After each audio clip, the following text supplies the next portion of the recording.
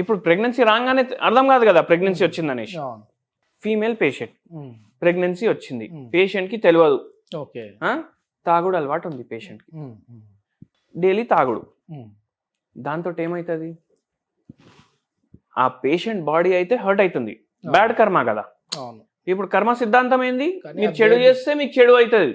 ఆ చెడు అనేది ఆ బేబీకి కూడా అంటింది అంతే. డెవలప్మెంట్ డిసార్డర్ అయిపోయింది కదా. అవునా కదా. స్మోకింగ్ అలవాటు ఉంది, బేబీ మీద కూడా ఎఫెక్ట్ పడుతుందా పడదా? పడుతుంది. సరే, ఇప్పుడు అట్లా రావచ్చు.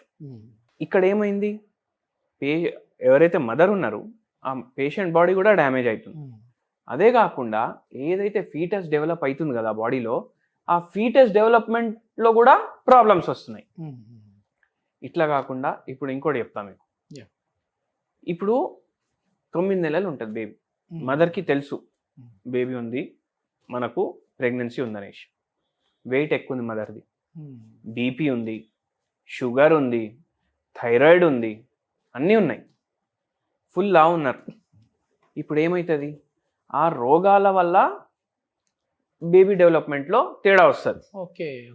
ఇప్పుడు కొన్నిసార్లు ఏమవుతుంది, మదర్కి సైకాట్రిక్ ప్రాబ్లం ఉందనుకోండి, యాంటీ డిప్రెసెంట్స్ అవి ఇవి సైకాట్రిక్కి సంబంధించిన మందులు వాడుతున్నారు. దానివల్ల కూడా బేబీ మీద ప్రభావం పడుతుంది. ఓకే.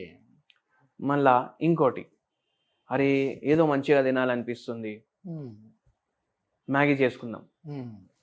రోజు ఒకసారి మ్యాగీ, ఒకసారి పిజ్జా, ఒకసారి కోక్, ఒకసారి థమ్స్ అప్, ఇట్లా high calorie diet during pregnancy. ఏముంటాయి దీంట్లో, మైదా రిచ్ ఉంటాయి. మళ్ళా దాని తర్వాత ట్రాన్స్ ఫ్యాట్స్ ఉంటాయి. ఈ ట్రాన్స్ ఫ్యాట్స్ ఏం చేస్తాయి అంటే, ఇవి ఈజీగా బ్రేక్ డౌన్ కావు.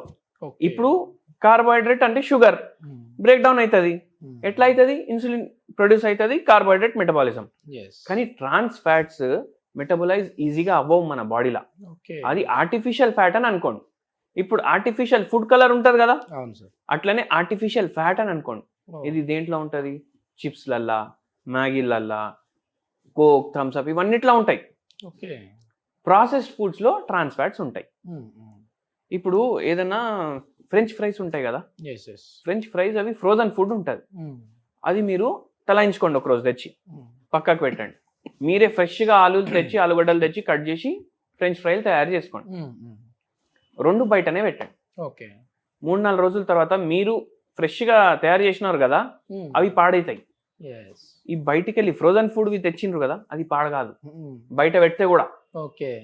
అంటే ఏంది, దాంట్లో ప్రిజర్వేటివ్లు ఉన్నాయి, దాంట్లో ట్రాన్స్ ఫ్యాట్స్ ఉన్నాయి, దాంట్లో హెవీ సాల్ట్ కంటెంట్ ఉంది. అయితే ఇవన్నీ తినుడు వల్ల కూడా బేబీ డెవలప్మెంట్ మీద ఫరక్ పడుతుంది. అట్లా అందుకే మనం కరెక్ట్ ఉండాలి. ఓకే సార్, ఒక్కసారి ఈ డయాబెటీస్ అటాక్ అయింది అని అంటే నా జీవితం సంకన ఆగిపోయింది అని చెప్పేసి అనుకునే వాళ్ళు చాలా మంది ఉంటారు. సో ఉదయాన్నే కరెక్ట్ టయానికి లేయాలి, కరెక్ట్ టయానికి బ్రేక్ఫాస్ట్ చేయాలి, మళ్ళీ మధ్యాహ్నం 1 గంట కొట్టింది అని అంటే బ్రేక్ఫాస్ట్ లంచ్ చేయాలి. సో లేదంటే చక్కెర వచ్చి పడిపోతారు. మళ్ళీ ఈవినింగ్, నైట్ వరకు కాదు, ఈవినింగే ఏదో ఒకటి తినాలి, లేదంటే కళ్ళు తిరుగుతాయి అంటుంటారు. సో నిజంగానే ఒక్కసారి షుగర్ వ్యాధి వచ్చింది అని అంటే టైం టు టైం అన్నీ జరిగిపోవాలా?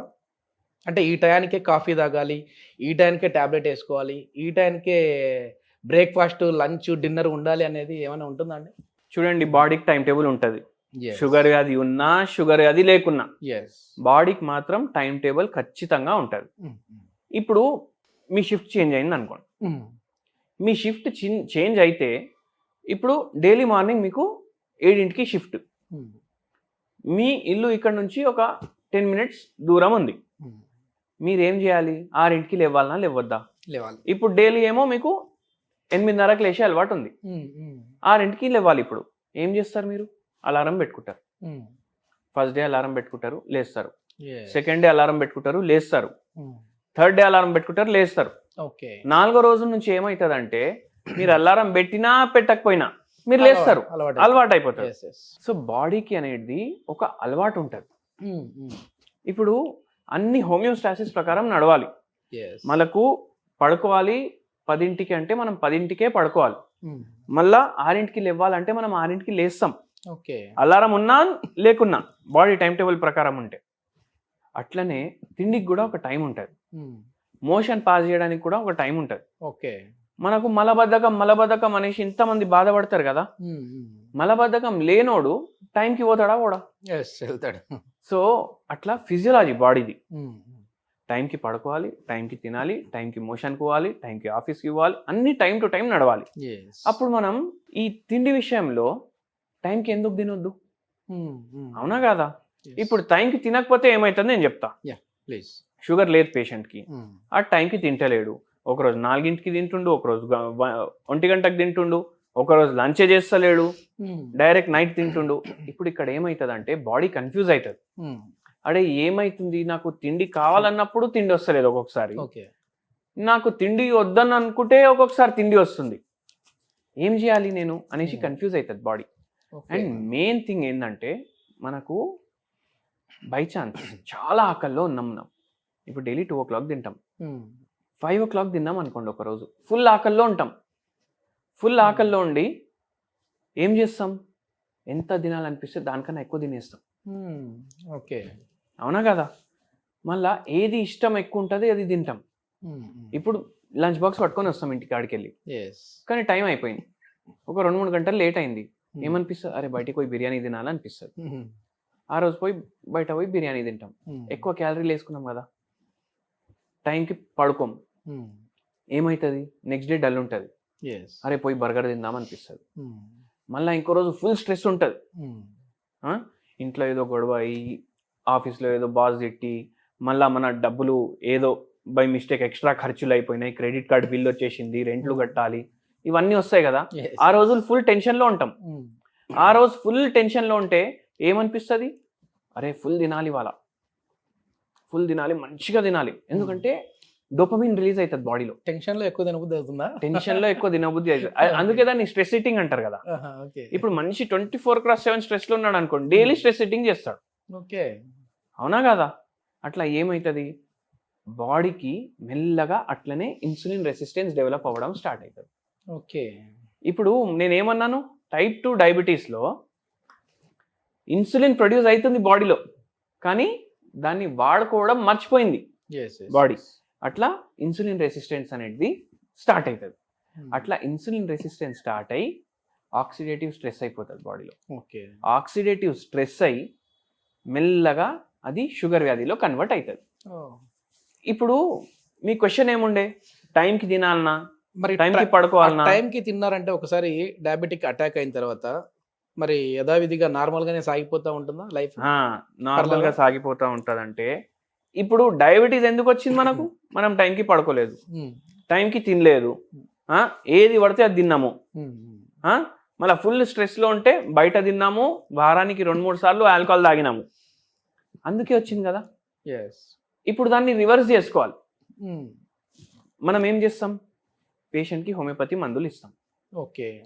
మళ్ళీ దాంతోపాటు టైంకి తినాలి, టైంకి పడుకోవాలి, బయట ఏడబడితే ఆడ తినొద్దు, స్ట్రెస్ ఫ్రీ ఉండాలి. ఓకే. ఒకసారి మరి ఫుడ్ విషయానికి వద్దాం.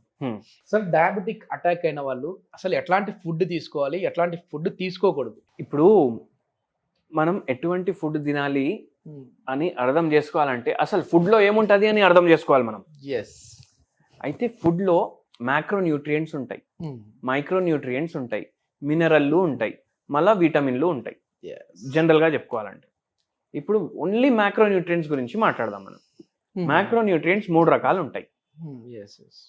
మ్యాక్రోన్యూట్రియంట్స్ 3 రకాలు ఉన్నాయి అంటే అవి ఏముంటాయి, ప్రోటీన్స్ ఉంటాయి ఫస్ట్, మళ్ళా ఫ్యాట్స్ ఉంటాయి, ఓకే, మళ్ళా దాని తర్వాత కార్బోహైడ్రేట్స్ ఉంటాయి. Proteins, fats, carbohydrates. ఇప్పుడు షుగర్ వ్యాధి అయిందంటే మనకేమనిపిస్తుంది, కార్బోహైడ్రేట్ మెటబాలిజం డిస్టర్బ్ అయింది. ఇప్పుడు వరకు మాట్లాడుకున్నాం కదా, కార్బోహైడ్రేట్ మెటబాలిజం డిస్టర్బ్ అవ్వడం వల్ల మనకు షుగర్ వ్యాధి వచ్చింది. ఎందుకు డిస్టర్బ్ అయింది, మన బాడీలో ఇన్సులిన్ రెసిస్టెన్స్ డెవలప్ అయింది. మనం టైప్ 2 డయాబెటీస్ గురించి మాట్లాడుతున్నాం, ఎందుకంటే 95% జనాలకు అదే ఉంది. సో ఇన్సులిన్ మెటబాలిజం డిస్టర్బ్ అవ్వడం వల్ల మనకు షుగర్ వ్యాధి వచ్చింది. దీంతో మనకి ఏం అర్థమైంది, ఇప్పుడు ఇన్సులిన్ ఉంది బాడీలో కానీ రెసిస్టెన్స్ ఉంది. అయితే ఇప్పుడు ఒక మనిషి జ్వరం వచ్చింది మనిషికి, ఇప్పుడు జ్వరం వచ్చిన మనిషికి నువ్వు డైలీ ఎట్లా పని చేస్తావు అట్లానే పని చేయమంటే ఆయన చేయగలుగుతాడా? చేయలేడు. ఒక 2 రోజులు రెస్ట్ తీస్తే ఏమవుతుంది, బాడీ మళ్ళీ రికవర్ అవుతుంది, రిపేర్ అవుతుంది, రికవర్ అవుతుంది. ఇప్పుడు ఇక్కడ కూడా అదే సేమ్ లాజిక్ పెడదాం. ఇప్పుడు 3 మనుషులు ఉన్నారు, ప్రోటీన్లు ఉన్నారు, ఫ్యాట్లు ఉన్నారు, కార్బోహైడ్రేట్లు ఉన్నారు. కార్బోహైడ్రేట్కి ఫుల్ జ్వరం వచ్చింది. ఎందుకు వచ్చింది? ఇన్సులిన్ రెసిస్టెన్స్ ఉంది కదా. ఇన్సులిన్కి జ్వరం వచ్చింది అనుకోండి మీరు, ఇప్పుడు దానికి రెస్ట్ ఇవ్వాలి కదా. రెస్ట్ ఇస్తే మనం మన డైట్లో ఏం ఎక్కువ ఇంక్లూడ్ చేయాలి? Proteins, fats. కార్బ్స్ తగ్గియాలి, కార్బ్స్ తగ్గించాలి. జర తగ్గిస్తే ఏమవుతుంది, వాడు పడుకుంటాడు 2-3 రోజులు, పట్టీలు పెట్టుకుంటాడు, మళ్ళీ మెల్లగా రిపేర్ అయినాక రెడీ ఇప్పుడు తిను అనేసి అంటాడు. ఇప్పుడు అదే లాజిక్ పెడతాం మనం. సో మనం ఏం చేస్తామంటే పేషెంట్కి అడ్వైజ్ చేస్తాం, మందులు వాడతాం, హోమియోపతి మందులు కూడా వాడతాం. ఎందుకు వాడతాం? రివర్సల్లో హెల్ప్ చేయడానికి. ఇప్పుడు అల్టిమేట్ ఏమైంది, డయాబెటీస్ రివర్స్ చేయాలి. పేషెంట్ ఒబేస్ ఉన్నాడు, పేషెంట్కి తాగుడు అలవాటు ఉంది, పేషెంట్కి సిగరెట్ల అలవాట్లు ఉన్నాయి, పేషెంట్కి అన్ని లేని అలవాట్లు అన్నీ ఉన్నాయి.